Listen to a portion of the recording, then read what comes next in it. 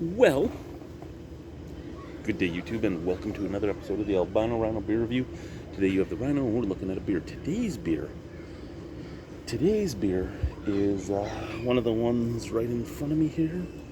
Today we're going to look at from Calabogie Brewing in Calabogie, Ontario. This is Uncharted Cerveza, and it is 4.2% alcohol by volume. Boom. It's got a QR code there. Chart your own path. Clean, crisp, and refreshing. This Cerveza is the perfect beer for a hot summer day. Well, let's find out. It is a hot summer evening right now. Photo art provided by Sherry Cameron. So are they doing kind of like a collective arts thing where somebody else gives them their artwork? Is that anyway, water, malted barley, corn, hops, yeast. Contains barley. Calabogie Brewing Company. Brewed in Ottawa, Ontario. So I guess Calabogie Brewing is not a brick and mortar, because Calabogie is a town in the Ottawa Valley. My uncle lived in Calabogie for a long time. I spent a lot of time in Calabogie. How many more times can I say Calabogie? But I'm suspecting if it's brewed in Ottawa, Ontario, it's contract brewed somewhere. I know Broadhead did some contract brewing. I've heard Nita does some contract brewing. I don't know enough about the Ottawa breweries because I haven't been to enough of them lately to know who else would have extra capacity to do contract brewing. But these guys are in the LCBO and everything else, and all over in different, like, they're in a lot of different eateries and such, so they would be using up a lot of somebody's capacity if they're contract brewing there. Who has a lot of space like that? I think just Broadhead, maybe. Whippersnapper didn't. Whippersnapper was brewing in garbage bags when I first did a beerumentary there. Never had seen that before in my life. Beyond the Pale has been around for a long time, and their facility is big. They might be able to be doing it. But yeah, I would think either like Beyond the Pale or Whippersnapper. Not Whippersnapper, sorry. Broadhead. And there's no others I can think of. Like Tooth and Nail isn't all that big. Bicycle isn't all that big. Nita isn't all that big. But to be able to brew stuff that is sold in the LCBO as well as... But I mean, if all you're doing is selling at the odd LCBO here and there, I guess you don't need to be that big. If you don't have a brick and mortar, you're not carrying all that much. But at the same time, the LCBO has a specific amount they want at a time. So I don't know. Crystal clear, straw yellow, bright white head. Lots of snap, crackle, pop. A dog sitting there with a bone between his feet going, "What, Daddy?" Smells like wet corn. I mean, it smells the way a lot of Cervezas do. And I hate just sniffing and going, "It smells like beer." But I mean, a Cerveza should just smell like beer. Like, yeah, it smells like your average beer. Tinny, corny, a little bit of sweetness. Cheers, let's try it. Slanche, all that fun jazz.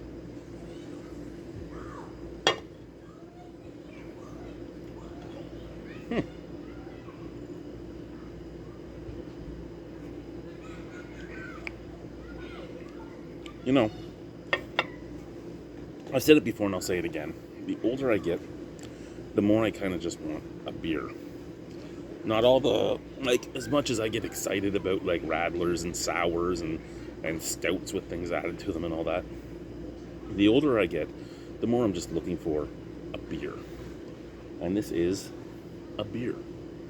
It's simple, easy drinking, wet, a little bit of a corny taste to it, a little bit of hoppy bitterness right at the back end, a little more than you would get in your average Cerveza, to the point where I would say this is the bougie type of Cerveza. It is the craft beer made to not necessarily be, well, it's a craft beer made to bring in everybody, but it's not necessarily going to bring in everybody because it has craft beer taste mixed in with macro taste. It is what it is, but it's not bad. Could I drink it? Yes. Do I like it as much as, say, the Pilsner I had earlier today? No. Do I think that you would give this to me and I would go, oh, that's really, really good, I want more of that? I don't think so. I think if I was going to go... This is the thing, right? When you start doing these Mexican-style cervezas, and I mean, that's the thing, right? Uncharted Cerveza. When you start doing cervezas, you're looking at like the Latin American type of beers. You're looking at beers from like, well, you're looking at things like Bock, Super Bock, and Sol, and Tecate, and Corona, and the list goes on. I guess to an extent, Cristal, Bucanero, even though they're not necessarily the exact same thing as a Mexican cerveza, they're just that Caribbean hot beach weather type of beer.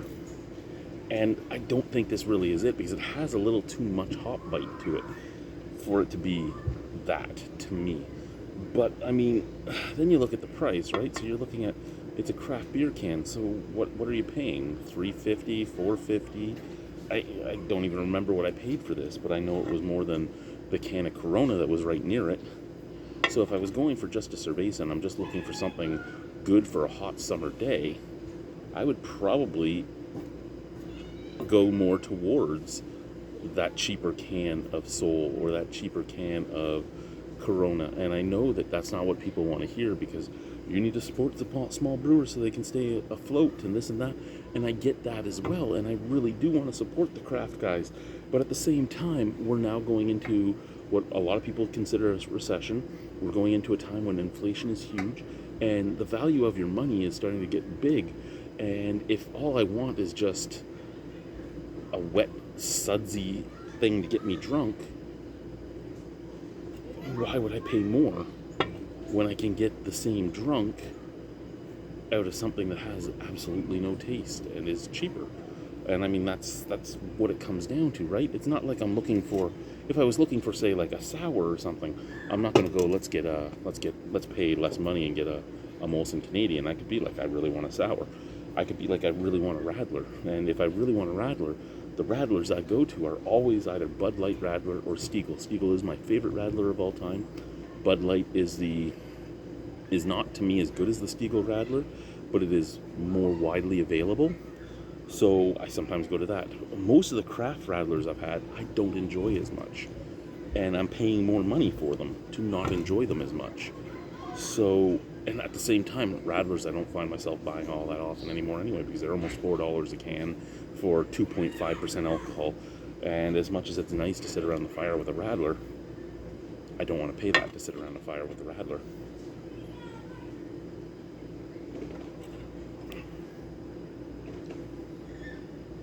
Yeah, it's not a bad beer. It's really not a bad beer. I know I've talked like it is, but it's not. It's fine. It's slightly grainy. It's wet. It's easy drinking. It's light-bodied. It's just that hoppiness on the back end, and it's a bit of like grapefruit peel, and a bit of pine, and it's just not. It's almost like it's a session IPA or just a session pale ale, not even a session IPA, a session pale. It's kind of what it's coming off as, and that's not what something that says Cerveza should be tasting like to me. So I'm still going to just give it 1 mark. I was going to give it 2, but there's no reason to say, hey, if it's a because Cerveza just means beer. So I can't say, hey, because it's Uncharted beer. So maybe it's just an other for style, and I'm just getting in my head because I see Cerveza. But it's just a beer. I'd give it a 6.75 out of 10. It's fine. There's nothing wrong with it. I wouldn't buy it again. Some person might love it, and that's perfectly okay. I don't love it. I like it. I like it okay. It's fine. Whatever. Oh, you didn't Cheers. take my drink out, but I see you found your own.